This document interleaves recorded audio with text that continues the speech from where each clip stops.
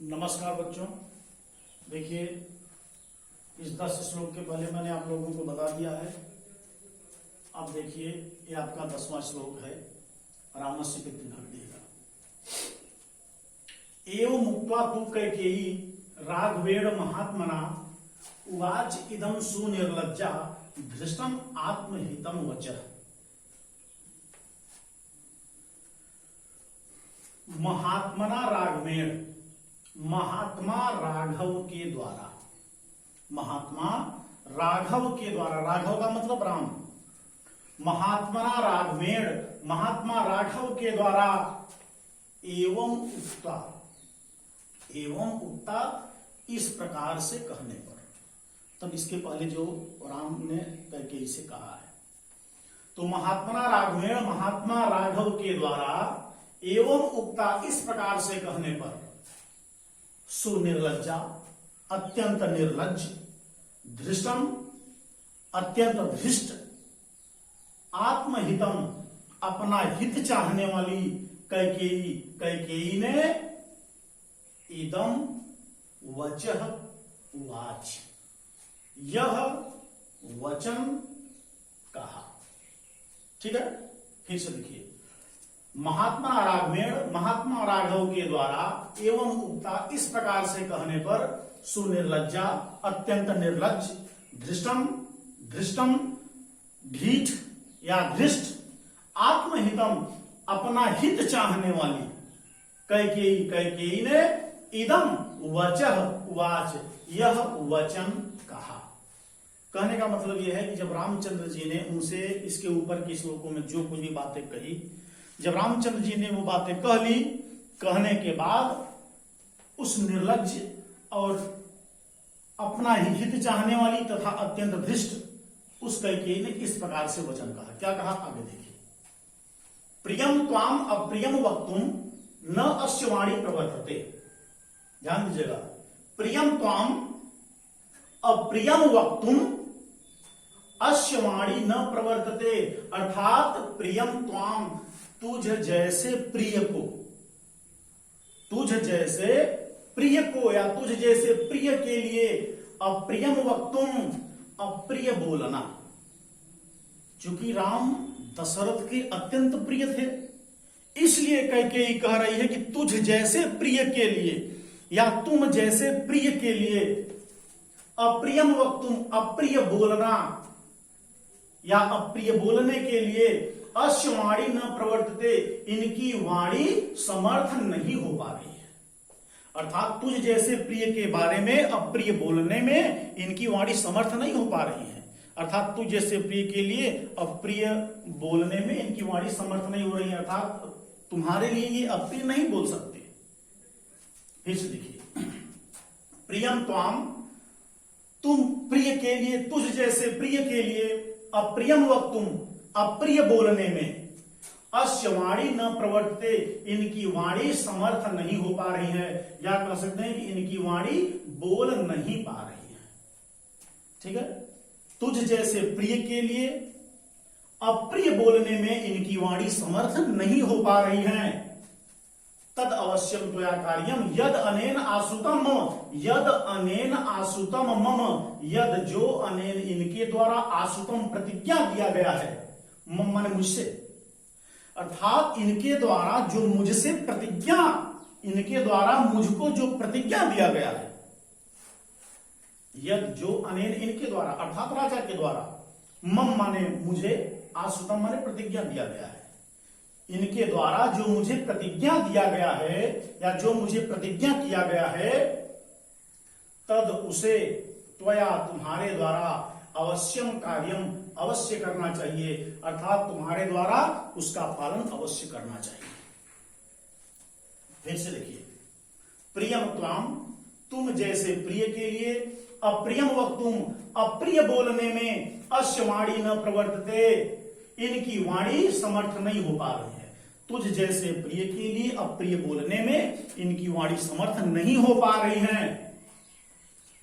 यद अनेन आसुतम मम, यद जो अनेन इनके द्वारा आसुतम प्रतिज्ञा दिया गया है, मम माने मुझको, इनके द्वारा जो मुझे प्रतिज्ञा दिया गया है, तद उसको त्वया तुम्हारे द्वारा अवश्यम कार्यम अवश्य करना चाहिए, अर्थात उसका पालन तुम्हें अवश्य करना चाहिए।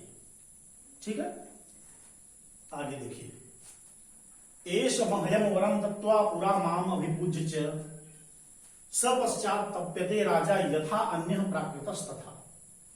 ध्यान दीजिएगा, एष राजा, इन राजा ने या उन राजा ने मह्यम मुझे पूरा प्राचीन काल में माम अभिपूज्य मेरी पूजा करके अर्थात मेरा सम्मान करके, इन राजा ने प्राचीन काल में माम अभिपूज्य मेरा सम्मान करते हुए मह्यम वरम दत्त्वा मुझको वरदान दत्त्वा मैंने देकर, या कह सकते हैं कि इस राजा के द्वारा, इन राजा के द्वारा प्राचीन काल में मेरा सम्मान करते हुए मुझे वरदान दिया गया था। उसके बाद क्या हुआ? सब वह पश्चात बाद में तप्यते संतप्त हो रहे हैं, दुखी हो रहे हैं, अर्थात वही राजा उसके बाद दुखी हो रहे हैं। यथा जैसे अन्य प्राकृत, अन्य माने कोई, प्राकृत माने साधारण पुरुष, अर्थात वरदान देने के बाद ये राजा उसी प्रकार से दुखी हो रहे हैं, उसी प्रकार से संतप्त हो रहे हैं जैसे कोई साधारण पुरुष हो, एक बार की बात को कह दे और बाद में उसी से टल जाए। फिर से देखिए, एस राजा, इन राजा ने पूरा प्राचीन काल में माम अभिपूज्य मेरी पूजा करके, मेरा सम्मान करके, अर्थात इन राजा ने प्राचीन काल में मेरा सम्मान करके मह्यम वरम दत्त्वा और मुझे वरदान देकर, पश्चात तप्यते उसके बाद दुखी हो रहे हैं, संतप्त हो रहे हैं, अर्थात ये राजा, वे राजा प्राचीन काल में मेरा सम्मान करके और मुझे दो वरदान दे करके उसके बाद तप्यते दुखी हो रहे हैं। यथा अन्य प्राकृत, तथा यथा जैसे अन्य प्राकृत अर्थात कोई साधारण पुरुष हो। कहने का तात्पर्य है कि ये राजा प्राचीन काल में मेरा सम्मान करके मुझे वरदान दिए थे और उसके बाद ये दुखी हो रहे हैं जैसे कोई साधारण पुरुष दुखी होता है। ठीक है, आगे देखिए। यदि तद वक्ष्यते राजा शुभम वा यदि वा अशुभम करिष्यसि ततः सर्वम आख्यास्यामि पुनः तू अहम। देखिए, राजा शुभम वा यदि वा अशुभम, अर्थात राजा शुभ अथवा अशुभ, राजा शुभ वा अथवा, राजा शुभम वा यदि वा अशुभम, अर्थात राजा शुभ अथवा अशुभ,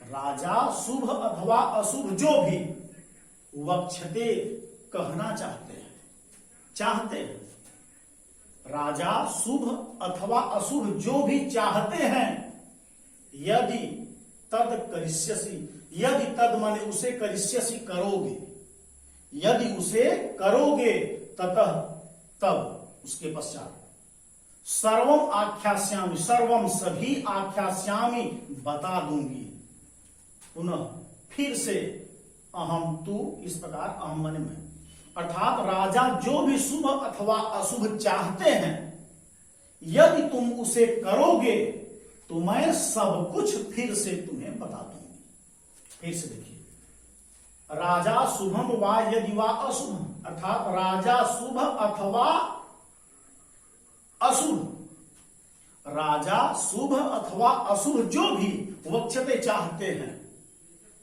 राजा शुभ अथवा अशुभ जो भी चाहते हैं, यदि तद करिष्यसि, यदि उसे करोगे, अर्थात यदि तुम उसे करोगे, सर्वम आख्यास्यामि, ततः का मतलब उसके पश्चात, यदि तुम करोगे उसके पश्चात सर्वम आख्यास्यामि, सभी बता दूंगी, सर्वम सभी आख्यास्यामि बता दूंगी, पुनः फिर से तो इस प्रकार अहम माने मैं, अर्थात यदि तुम उसे करोगे तो मैं फिर से तुम्हें सब कुछ बता दूंगा।